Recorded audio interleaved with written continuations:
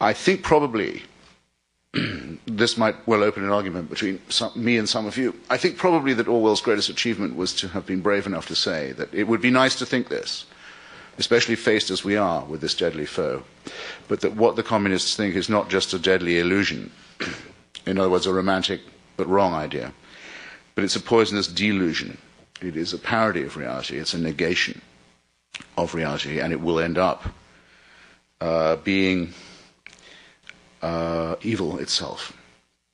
Now, that took a lot of guts in those days. You must always think about thinkers and writers in the context in which they had to operate. Most of the people with whom Orwell had to circulate, coexist, at least half believed some of that about Soviet Russia. And it's for this reason that he always had a hard time getting his articles published, his speeches heard, or even his books in print. And so I think I would nominate of his great achievements the novels, one of which I know some of you have read, one of which I suspect some of you have been told to read. No, never mind, it's better than not reading it at all. And the one that I know I assure you, you'll keep on hearing about as long as you can continue to breathe and argue, which is 1984, and its partner novel, Animal Farm. In these two novels, both of which Orwell thought of as total failures, which he wrote when he was very ill, 1984 he wrote when he was dying of tuberculosis, he exposed once and for all time the idea of the Stalinist utopia, of the idea that the citizen, if he will give up his freedom, or her freedom, for security, if he will give to the state his right to decide, or her right to decide, if he'll give them all that and grant them power, then they will take care of his other needs. And he said, this bargain is fatal. You will end up with neither freedom nor security. You will end up with neither freedom nor food, neither freedom nor bread. You'll end up being starved and bullied and told you're being well fed. And you will not dare to point out the discrepancy between reality and the promise, because the party says the promise is the reality. And don't you dare go saying that you've confused the two. It's more than your life is worth. And he wrote this in such a way that I know I don't have to tell those of you who've read it, as to make it almost terrifying. Indeed, I still meet people younger than myself to whom 1984 is a date in their own past, who find the book frightening because it is designed to foreclose hope entirely. At the end of the book, there is nothing left to live for. The citizen is so much the property of the state that they're disposable, they're smashed, their personality is emptied, their emotions and their fears, even their sex lives, are considered open, available and contemptible by a party that runs everything. His hope, I think, was to make this so frightening that it would mobilize people to resist it. But it certainly had the effect on some, I fear, of making them feel there's nothing worth fighting for, or that resistance is futile.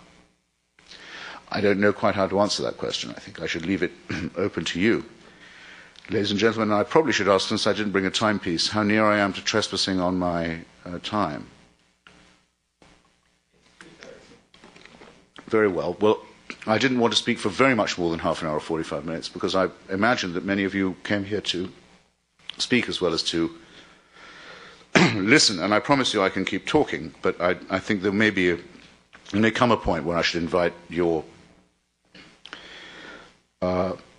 questions. Now, how did Orwell do this? What I've sketched may seem like a lot to say about one individual.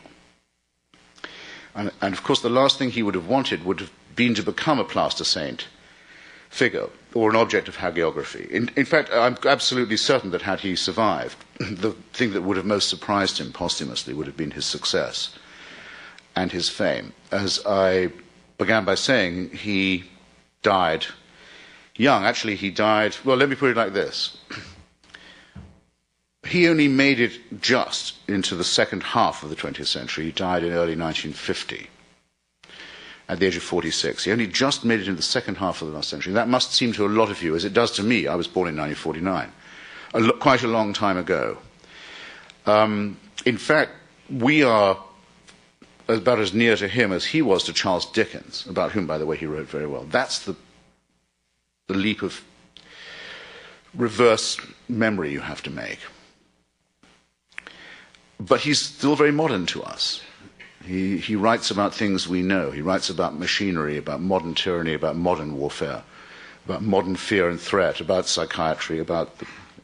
How did he manage to do this, having died as he did, of a disease that is practically Dickensian? He died of poverty, in fact. He died of tuberculosis, which is a disease we now think of as third world. He died of the poverty of his country and his own life, and he died of the lack of available medicine. There was a treatment in the United States available for it, but he didn't know how to get it and probably couldn't have afforded it. He died a Dickensian death. He died the death that some of you who have the romantic dream of being writers, which I hope you never give up, may have imagined for yourself, in the garret with no money, but with the beautiful work just in the bottom drawer for someone to find. Don't give up that dream, by the way, if you have it. And if any of you have ever thought of taking up the craft of writing as a dissident, as an oppositionist, the life I've just been trying to describe is an exemplary one and will repay your study. So how did he manage this? How did he manage this extraordinary achievement of being right when everyone else was wrong, to put it bluntly? I think in two ways. One, by life experience. He did know that power was not its own justification, that authority didn't come from God, didn't come from tradition. It came from people who wanted power. He understood that, and he felt that he should never stop criticizing them and exposing them. That's the first thing. Second, he realized that often this trick is masked in language. If you only read one essay of his, you must read the one that's called Politics in the English Language, in which he exposes the fraud, the way in which euphemism is used to mask brutal reality. If I was to give you an example now, I suppose I would say, to take the most recent, most obvious one, I don't think now that any member of any American administration would use the word collateral damage again to describe what it does describe, civilian casualties. Those of you who know that expression or who've known how to see through it have done, in your way, an Orwellian job, and you probably, without knowing it, owe it to Orwell that this is a capacity that you have. But that's the trick, in effect. You find a nice name for a nasty thing, and you get it spread around by making it seem technical or technological. If I could summarize it in one sentence, that would be it. He was onto that. He knew every time that the Stalin regime said, well, you know, in extraordinary times, extraordinary measures must be taken. He thought, that means mass graves. He knew without being told, by reading their own propaganda, that whatever the truth was, the propaganda was lying, and it was using nice words for disgraceful things. This is a trick that should never desert you. You can all do it for yourself. There's no reason not to do it. Interrogate what you read and what you're given in that spirit, and you'll find it all the time. It's remarkable to me, in fact, that he was able to do this and to be considered exceptional for it. But he did stick to it, and he did therefore understand how great noble ideas can turn into their opposite, and thus that in 1984 freedom is slavery. And war is peace, and people live with the negation because they believe the party or the authority or the dictator who claimed it in the first place, and they didn't have the nerve to doubt it, because if they were wrong, if they had themselves been fooled, then what would it make them?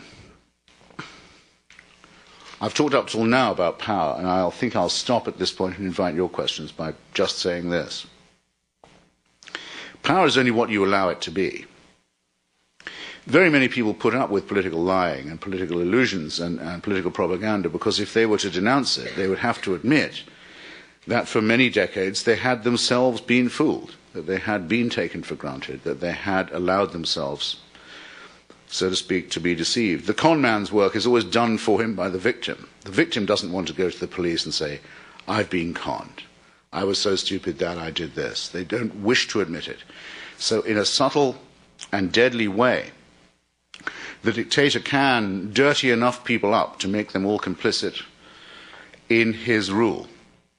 or I suppose her role,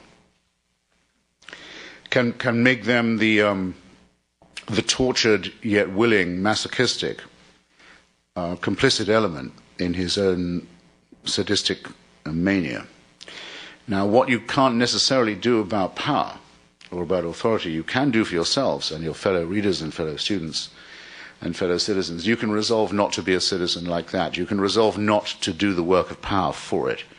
You can resolve not to let lies be told in your hearing. You can resolve not to use sloppy language that is euphemism. And then I think, I'll leave it, I think, like this. You'll realize that the reading of Orwell is not an exercise in projecting blame on others, but is an exercise in accepting a responsibility for yourself and or for yourselves. And it's for that reason that he'll always be honored and also that he'll always be hated. And I think he wouldn't have had it any other way. And as a chronicler of his, neither would I. So I'm now your hostage, ladies and gentlemen. Thank you for being mine for a bit. And we'll see if we can exchange the prisoner's dilemma. And I'm all yours. And thank you for coming again.